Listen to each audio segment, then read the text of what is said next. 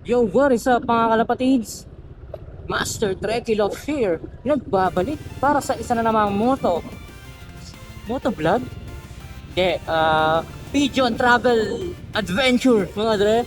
Alright, so magpapalipad tayo obviously ng Kalapate. Nakasakit tayo ng motor at pupunta tayo sa New Clark City mga tropa. Actually ito, territory na to ng New Clark City. Kapas Tarlac mga dre. Ayan o, ito yung malupit na nasa Cobia Bridge. Ayan o, yung nakabagong sa Cobia Bridge. At puntahan to ng mga siklista. Actually gusto ko nga gusto ko nga i-bike to. Kaso nga lang wala na akong practice na pagbabike. Pinaka-practice ko ng pagbabike, pagbil ng ulam-ulam, ganyan. Pamamalengke. Ayan, ganda ng view oh. Palikasan, mga tropa. Dito raw itatayo yung Pax Silica. Nabalitaan nyo na ba yun? Yung Pax Silica? Yung isang super laking data center at AI hub, mga tropa. So didire-diretsuhin natin to, walang sapon. Itong kalsada na to, walang sapon. Lahat na makikita nyo maganda. Magandang view, isang diretsong kalsada na pang kamote, pang kamotehan. Okay. Napaganda ng view dito mga dre. Dito tayo magpapalipat. Gusto nyo ba yun? O tara, let's go! Yung mga tropa, gandang view oh. Gandang view ng tumungaw sa atin.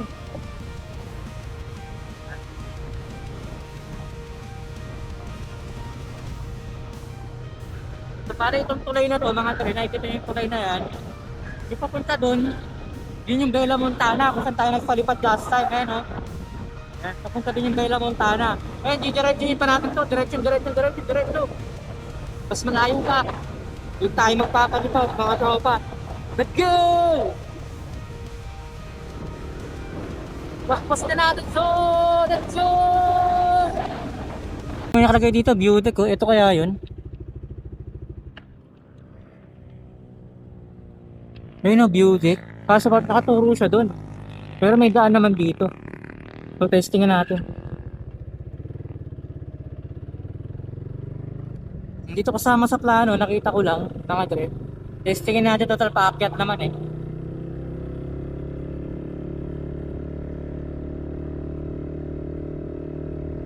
Uy, maganda yung kalsada, zigzag. Pero sementado. Alright. Let's go! Ano to? Local General Makpa. Kapas Tarlac. Mga sa Kapas na Tarlac na tayo. Saan kaya yung view deck? Pucha.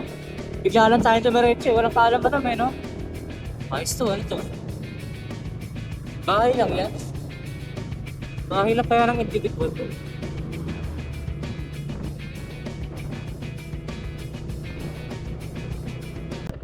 Boss, meron po bang view deck dito? Meron po bang view deck dito, bundok? Ah, meron doon? Sige. Opo. Thank you. Ingat. Meron daw, banda ron.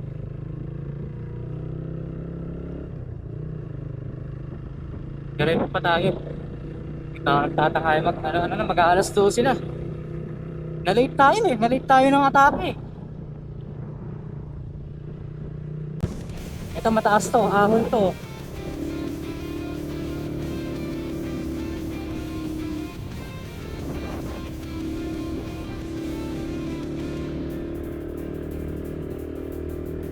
Ang taas na ng lugar na to mga guys. Oh my G.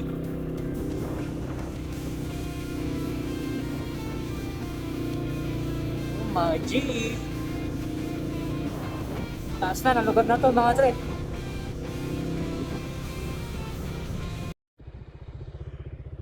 Dito guys parang may something. Hindi kaya ito yun.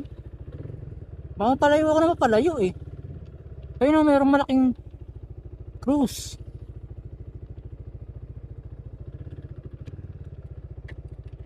Basta sarado yata siya eh. Pero may banyo din, mukha siyang tourist spot eh.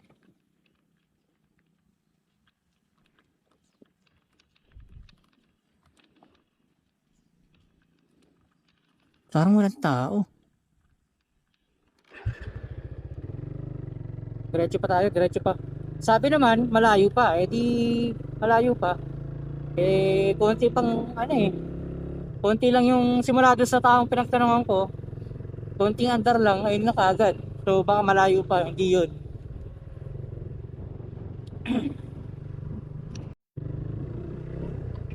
So, ito na guys. Bigla na lang naging lupa yung daan. Naputol na yung semento. Pag may nakita ako ditong, ano, open space, papalipad na ako. Hindi ko nakahanapin yung view deck. Hindi kasama sa plano to eh. It's not part of the plan. Puta na, ayoko na. Tinan yung kalsada oh. Shish. Tangin na yan, ayoko na. Biglaan lang to, ayoko na.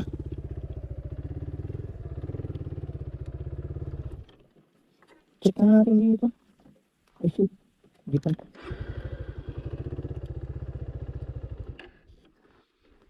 Ano natin, ano bang meron dito? Dalawa yung kalsada. Wala kasing open space eh.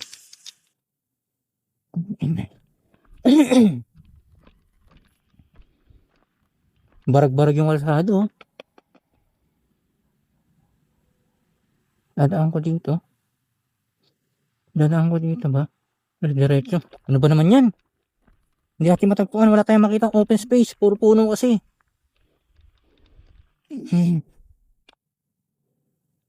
Ano kaya? Paano kaya?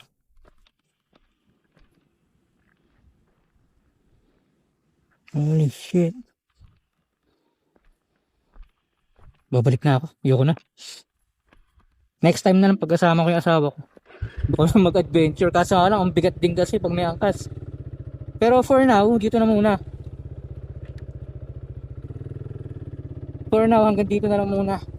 May nakita akong open space doon kahit na ano, kahit na mapuno-puno. Release na natin doon.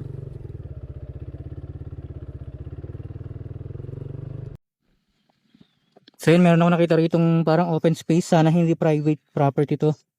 Ayan, ito yung kalsada. Diyan tayo galing na nag-U-turn tayo. Tapos dito yung pauwi, mga dre. Ito may nakikita akong semento rito eh. Check natin. Tapos may kubo doon. Ayun, may kubo.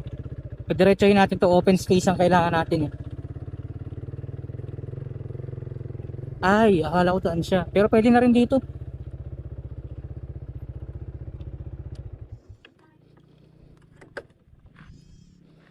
Papahinga pa ba natin yan? Magmamadali na ako eh. Nakakatakot sa lugar na to, liblib.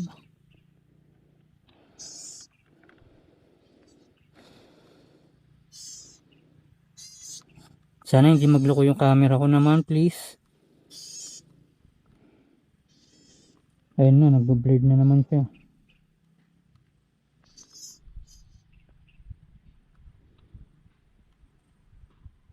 Subukan natin sa GoPro.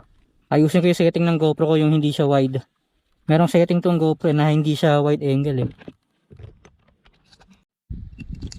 Ito na guys. Naka-setting na yung GoPro ko. Sa editing ko na lang ito babawiin. I-zoom ko. Ayan.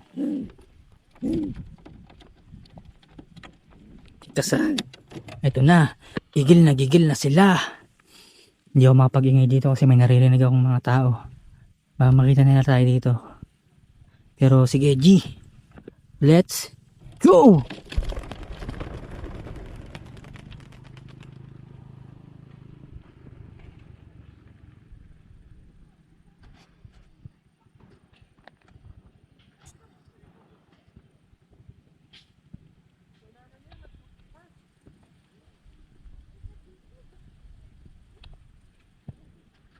Hindi ko masyado makita yung monitor ng ano. Pero ayun, tinututuan ko na lang sila. Ayun o.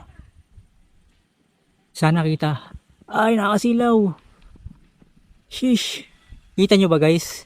Sa bagay sa editing, makikita ko yan eh. Oh. Maliit lang kasi yung screen ng ano, GoPro. Compare sa cellphone. Ayun sila oh. Ayun oh. Ayun oh, ikot-ikot lang sila mga tre.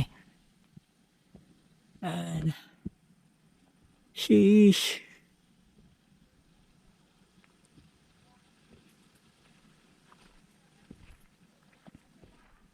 Sheesh, ikot-ikot lang sila mga tropa.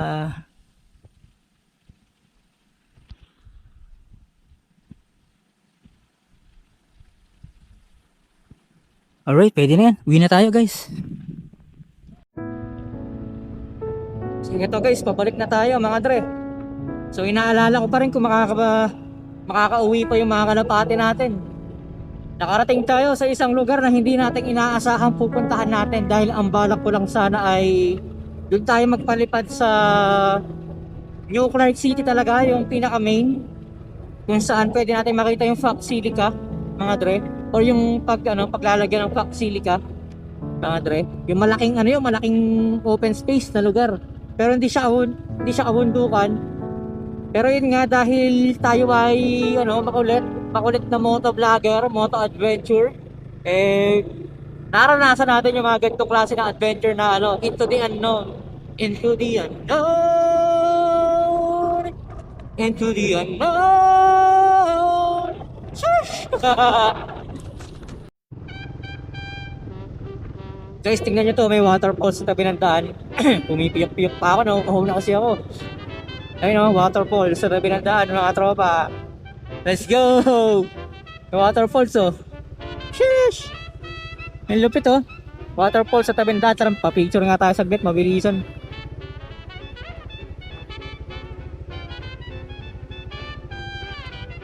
Waterfalls sa tabi ng daan mga tropa.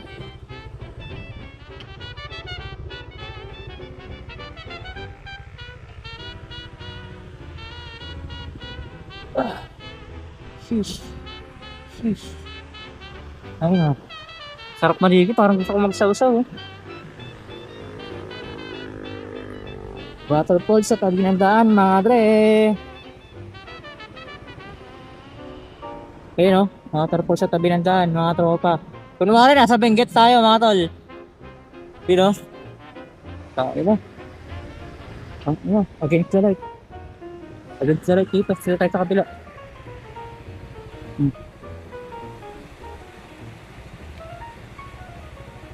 Against the light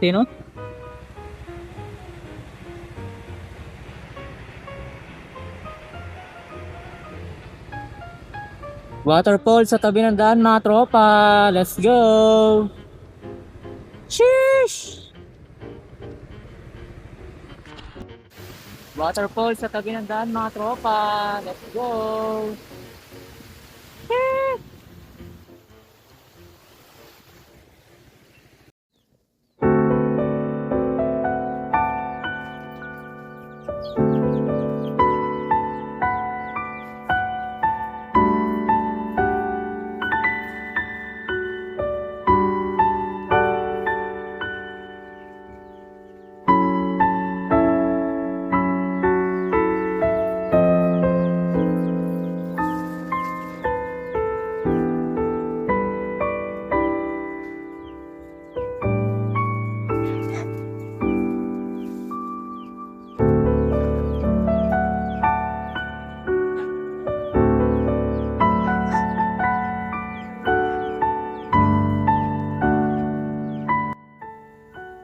Hindi ako makatulog guys.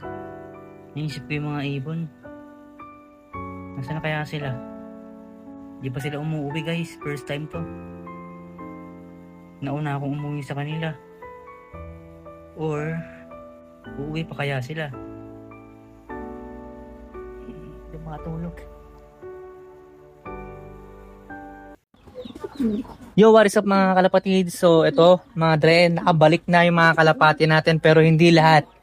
Alright, so kahapon pag uwi ko, nagpahinga muna ako at natulog. Pero yun nga, hindi ako agad nakatulog. At bandang alas 5, bumangon din ako. Alas 5 ng hapon mga dre. Alright, so ito na yung mga kalapati natin. Ayan.